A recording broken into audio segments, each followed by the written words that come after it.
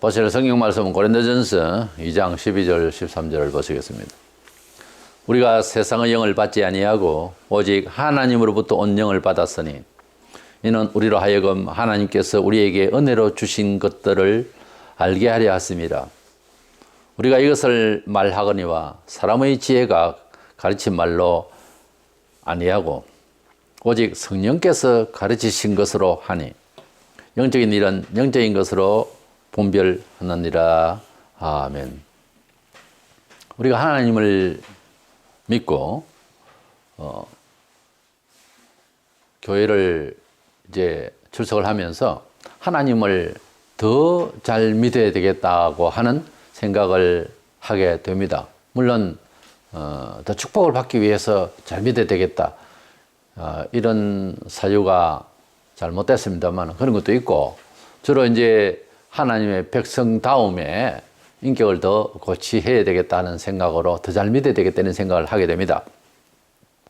우리가 성경적으로 보면 기독교는 한 종교라고 하는 선을 넘어서 있어요. 마치 이산가족이 상봉을 하듯이 그렇게 하나님을 만나서 산다고 하는 것은 잃어버린 부모를 만나서 사는 것과 같은 그런 격입니다. 그것을 우리가 종교라고 할 수 없죠. 일반 종교는 드라마와 소설이라고 한다면은 예수를 믿는 이 소위 종교라고 하는 이곳은 다큐멘터리로서 이산가족 상봉 방영하는 것과 같은 겁니다, 사실은. 그러니까 뭐 드라마라고 할 수가 없죠, 절대.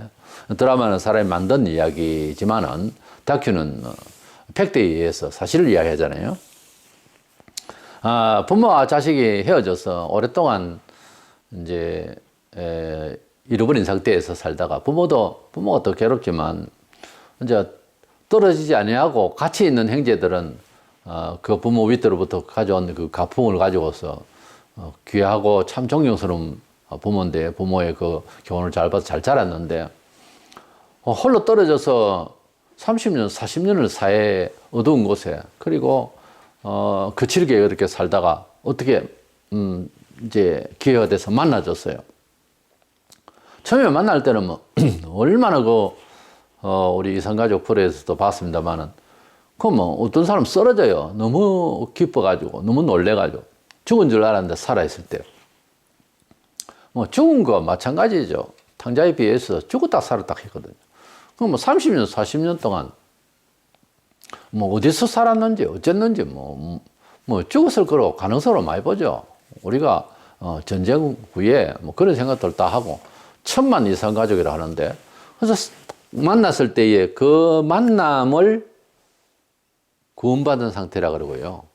만나서 이제 그 집안의 형제들과 섞여서 생김새는 같은데 세상 살기를 이 집안의 가풍대로 안 살았잖아요. 거칠고 너무 힘들게 살았어요.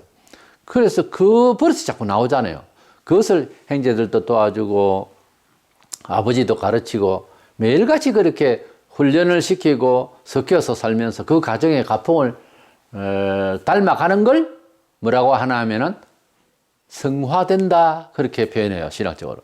그래서 하나님의 백성답게 하나님이 우리에게 부여하신 그 형상을 회복한다는 거죠. 그러니까 그 가정 가풍을 회복해서 이제 자기 자신을 닮아가게 하는, 자기 자신도 노력을 해야 되지만은 안 떨어졌던 부모, 안 떨어졌던 형제가 돌아온 형제를 막내를 정말 이렇게 다독거려서 그 가풍을 닮아서 좋은 인격체로 변신시킨다고 하는 것이 여간 수고가 따라서는 안 됩니다. 그래서 먼저 믿는 사람이 예수를 믿게 되고 딱 올 때는 상봉한 거예요. 그걸 끝이 아니라는 거죠. 교육을 하고 자, 행하는 거 봐라, 그리고 행위 보여주고 이 모양 저 모양으로 이제 그 가풍에 맞게 만들어져 가는데 30년 동안 바깥 생활을 했으면은 다시 한 30년 동안 또 교육을 받아야 할지 몰라. 피는 못 속인다고 그 집안에 DNA가 있으니까 양자로 때리는 것보다는 빨리 회복은 되겠죠. 그러나 몸이 습관이 세상적으로 그 가폭을 다 잃고 살았기 때문에 어릴 때부터 아예 버려졌으면 문제가 심각한 거죠. 그래서 이 부분을 비유로 해서 말씀을 드리고자 하는 것은 성도가 하나님 만나는 것은 상봉이지만은 그 죄성이 세상적인 이 버릇이 어떻게 하면은 더 변화되어서 그 가풍을 닮아갈 것이냐 하는 문제는 성화라고 하는데, 그래서 성도의 죄와 성화라고 하는 주제로 말씀을 나누고자 합니다.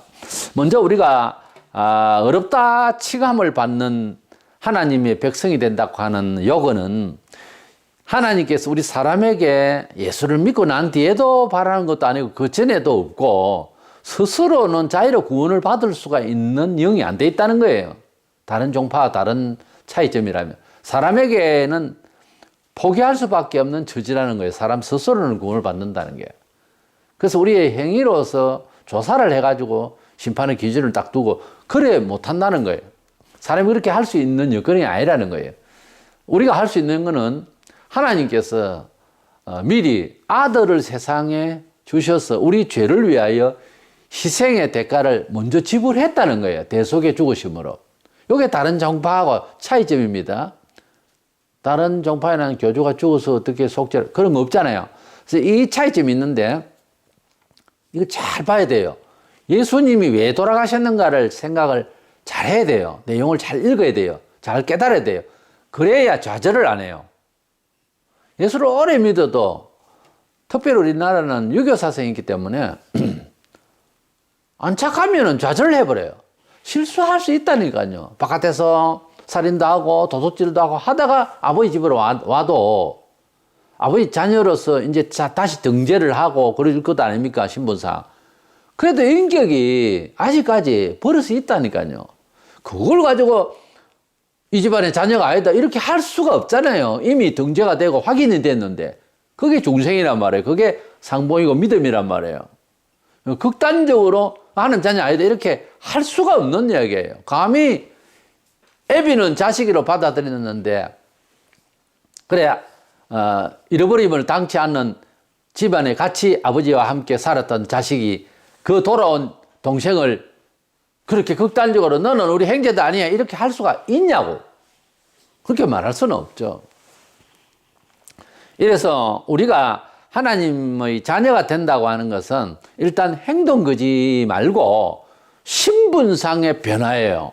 신분상의 변화고 그런 확인은 절차는 있겠죠. 그리고 문서상 자녀로 등재를 해야 되겠죠.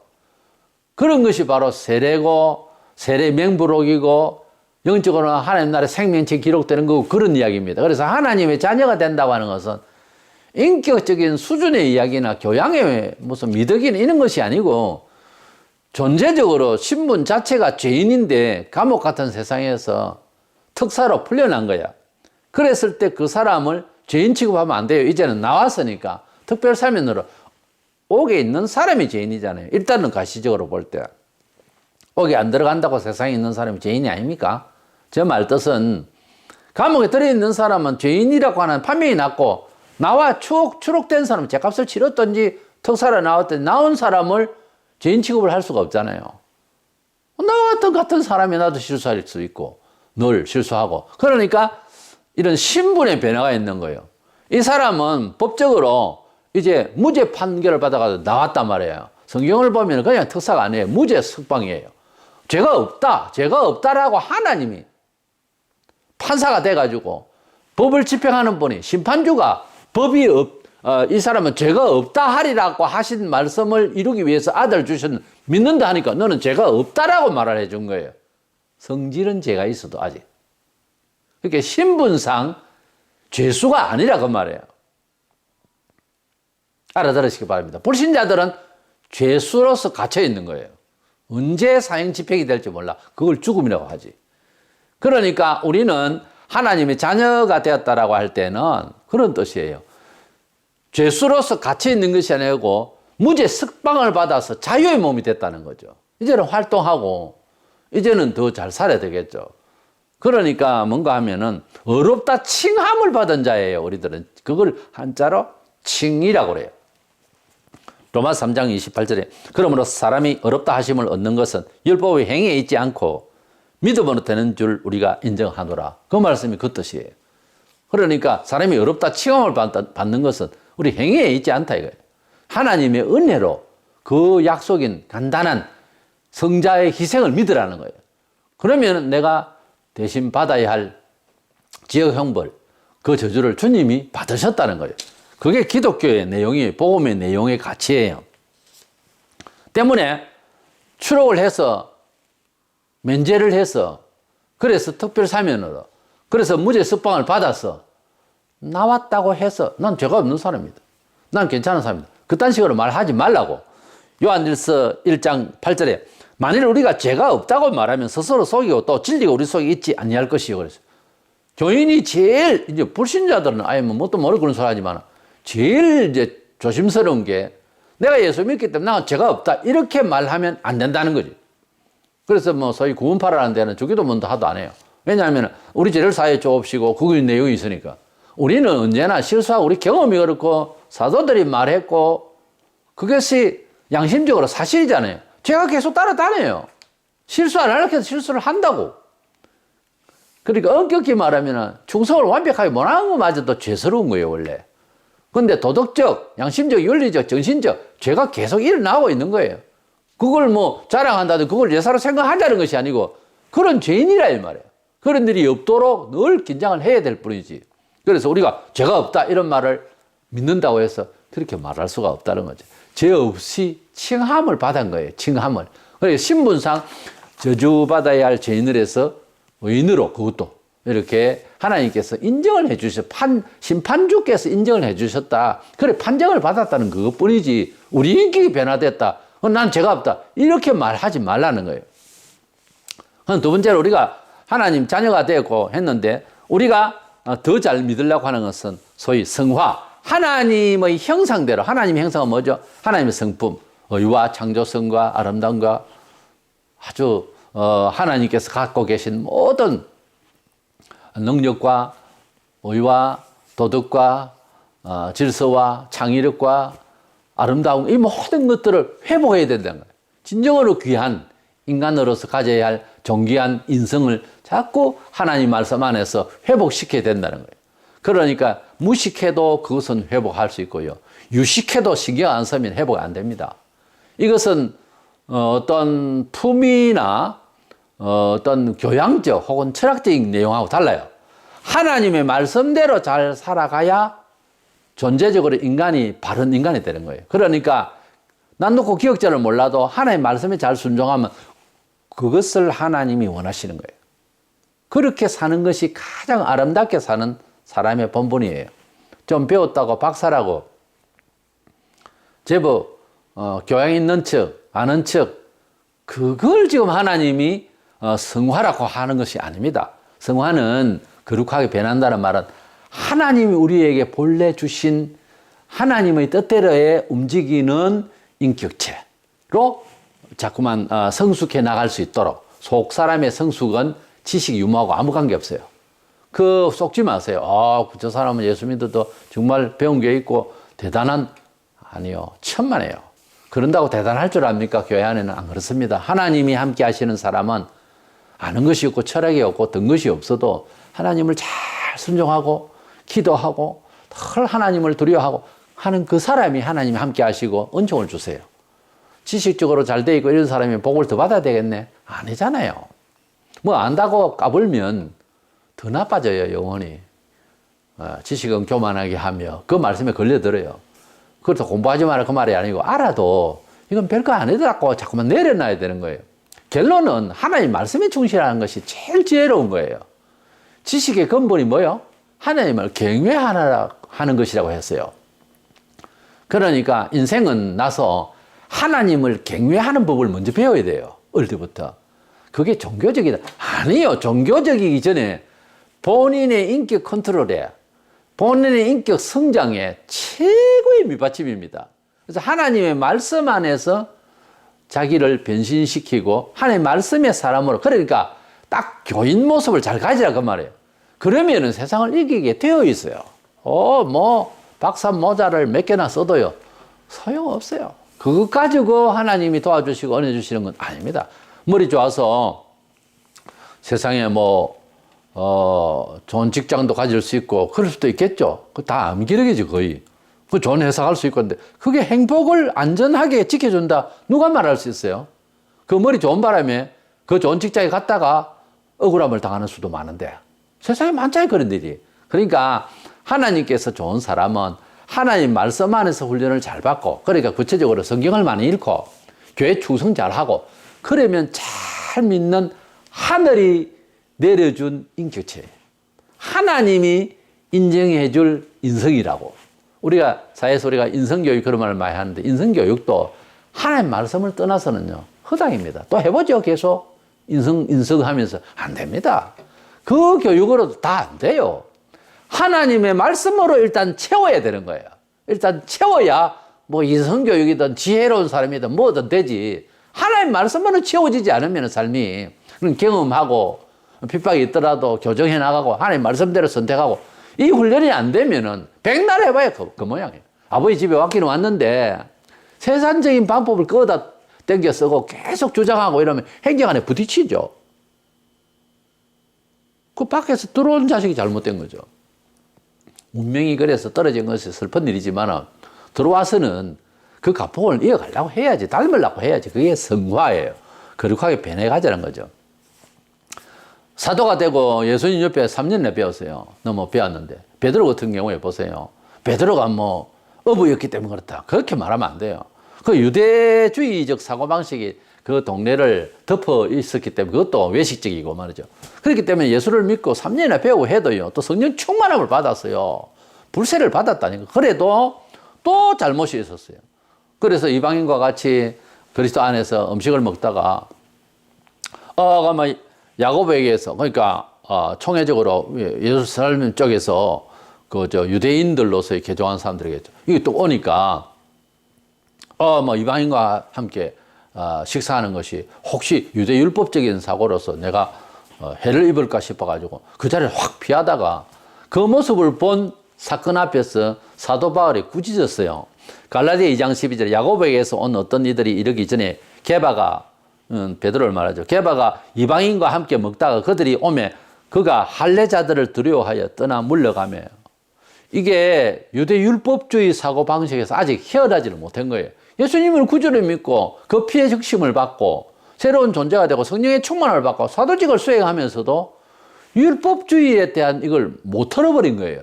예수 믿어도 우리가 유교 사상에 흠뻑 젖어 있는 한국인들은 초대 교회는 더 했어요. 예배당에 가는 사람은 이래야 된다 할 때 그 내용이 착해야 된다든지 뭐 이런 윤리적인 도덕적인 여기에 너무 강조를 하다 보니까 웃기는 죄까지 있어요. 괘씸죄라고 있어요.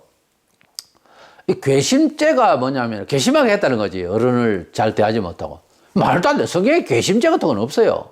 이게 왜 이런 말이 나오나 하면은 유교 사상이 깔려있기 때문에 그게 완전 탈피를 못해서 그래요.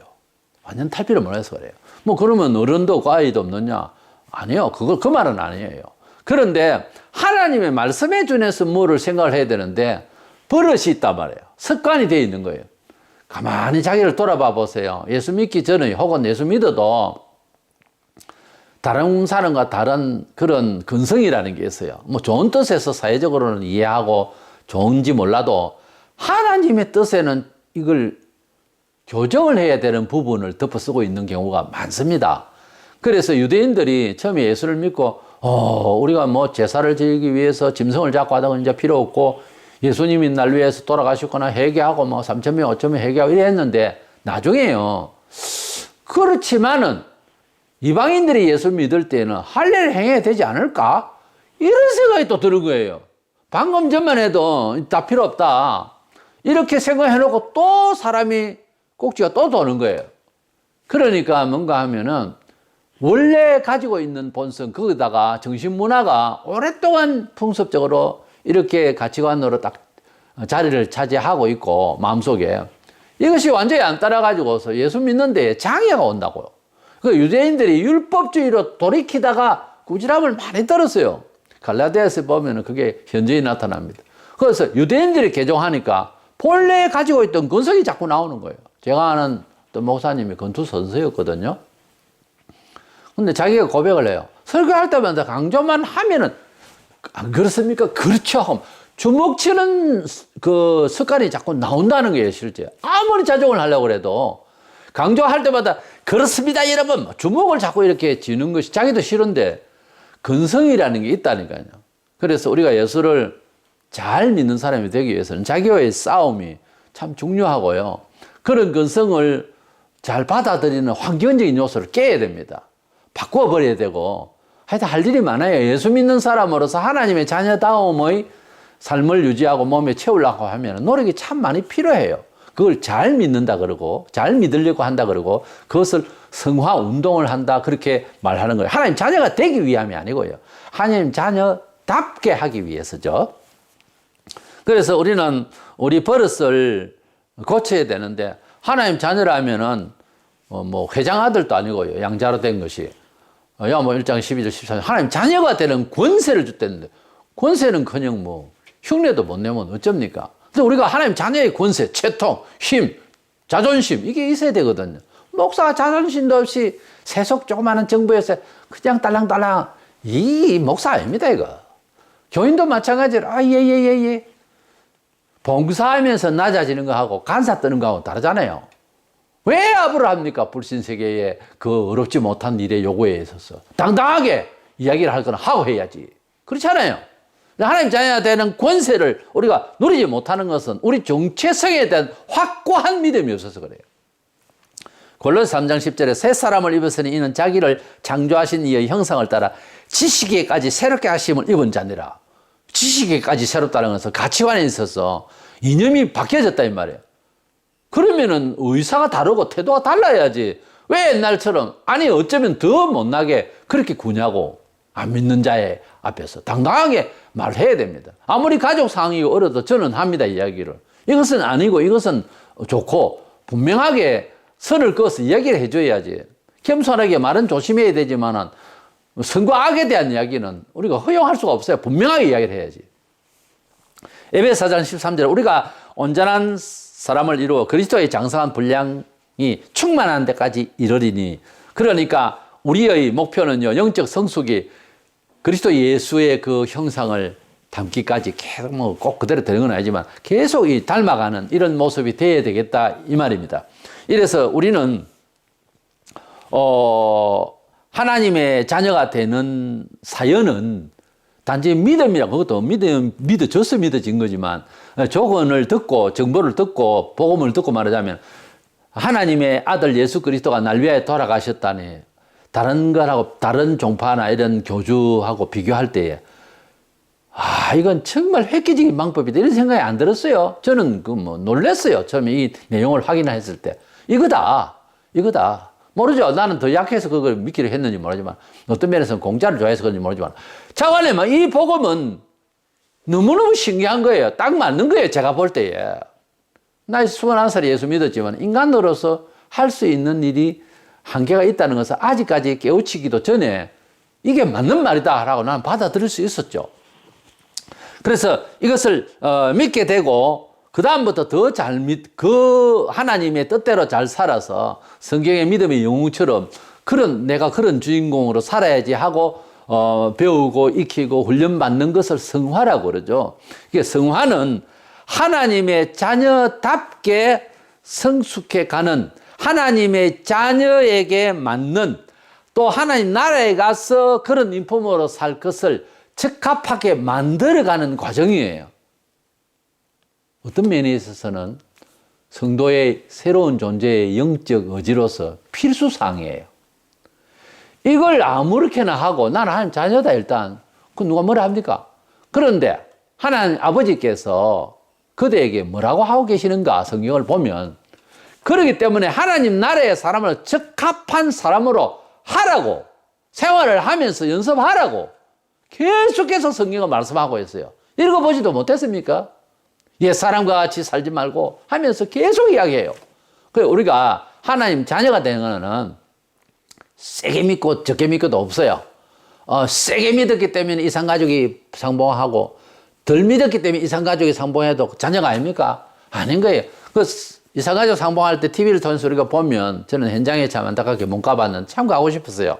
현장에 못 가봤지만 거기에 상봉을 할 때에 심득이 훈련받은 의지 따라서 사람은 어떤 사람은 쓰러지고 어떤 사람은 조금 덤덤하면서 잘 지키고 하는데 다 흥분하죠. 대부분 다 살떨리죠. 너무 두렵고 말도 제대로 못하죠. 그게 정상이잖아요. 그게 심약해서 보기 싫습니까? 남인데도 우리 같이 울었잖아요. 카메라가 어떤 때는 흔들려요. 카메라맨이 좀 이성을 가지고 제대로 찍어줘야 돼. 자기 직업이 그건데. 자기도 너무 감동이 돼서 막 운다고 카메라 흔들리고 그런 경우가 많았어요. 그게 사람이잖아요.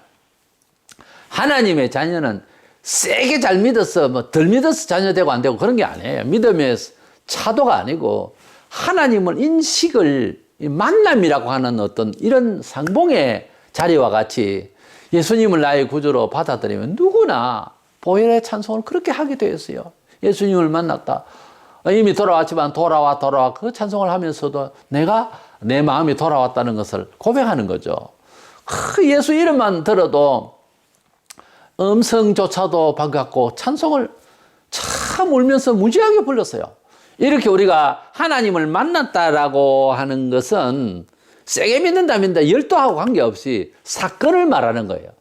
하나의 큰 획기적인 만남의 큰 어떤 경험이에요. 그 이후로 이제 적합한 하나님의 백성다움의 생활은 필수적이에요. 빨리 그 가폭을 닮아야 될 것 아니에요, 이제. 근데 그게 잘 안 돼요. 잘 안 되지만 포기할 일은 아니잖아요. 아버지 집에 오니까 아버지가 보통 분이 아니에요. 이런 가폭을 가지고 있는데 내가 거기서 흠을 내면 됩니까? 실수가 좀 돼도 실수를 하면 아이고 회장님 이 돌아온 아들은 왜 이랬습니까? 죄송합니다. 우리 아들이 멀리 떠나 있어서 이제 조금씩 배워갑니다. 이해해 주세요. 아버지가 대변을 할 거예요. 그러나 자식이 와요. 내가 뭘 잘못했어요. 이렇게 해서는 안 되죠. 죄송합니다. 또 실수를 했습니다. 이래야지. 아버지 얼굴을 위해서도. 이해 가십니까? 하나님의 자녀가 되는 것하고 하나님 자녀 다음에 성화 생활을 하는 것하고는 조금 구분해서 생각을 해야 되고 한통속의 이야기지만은 이래서 예수님을 잘 믿어서 천국 가는 건 아니고요. 예수님을 잘 믿는 것은 하나님의 자녀 다음이 충실해진다 하는 정도입니다. 그래서 성화 생활은 해도 되고 안 해도 되는 게 아니고 가만히 생각해 보세요. 더 열심히 그렇게 그 집안 가풍을 담기 위해서 성화 생활을 해야죠. 어떤 면에서는 필수사항이에요. 결국은 내 영혼이 더 빛날 수 있고 하늘의 상을 위한 겁니다. 자기 자신을 위한 거예요. 우리가 예수 믿고 할 일이 뭐예요? 이제는 그리스도를 닮아가는 생활을 통하여서 더 빛나는 상을 준비하는 것 아니겠어요? 그 이상 뭐 또 할 일이 있어요? 이래서 하나님의 자녀이신 분과 성화라고 하는 이 차이점을 이 관계를 잘 이해하시고 오해를 마시고 하나님 자녀됨에 대해서 평생 감사하고 하나님 자녀 다움에 대해서 평생 열심히 사는 저와 여러분 되셔서 하나님 보시기에 사람들 보기에 아름다운 그런 삶이 되기를 축원합니다.